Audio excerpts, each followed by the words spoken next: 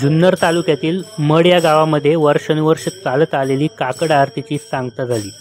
या काकड आरतीसाठी मड गावचे वारकरी हरिभक्त परायण पांडुरंग महाराज मस्करे, हरिभक्त परायण सुभाष महाराज भालेकर, हरिभक्त परायण बबन महाराज मस्करे, हरिभक्त परायण कैलास महाराज नायकोडी तसेच हरिभक्त परायण शांताराम बुवा सदाकाळ आणि समस्त ग्रामस्थ मंडळी मड दरवर्षी काकड आरतीमध्ये मोठ्या भक्तिभावाने सहभाग घेतात।